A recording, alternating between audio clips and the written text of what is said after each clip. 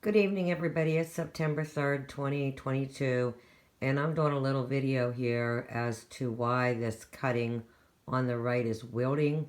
A little secret that nobody will tell you is before you put your cutting into soil, do some research to find out if it has a shallow root system or a deep root system. These are passions.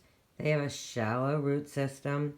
And obviously I put too much soil in and it's got a little bit of root rot, which I'm going to try to cut out and spray it with hydrogen peroxide and water and repot it. And we'll do an update in a little bit to see if it comes back. The stem looks good. It's not dehydrating. That's one of the keys. But it's definitely in need of some attention. Obviously, the plant on the left is healthy. The one on the right is croaking. So, do your research before you put into soil.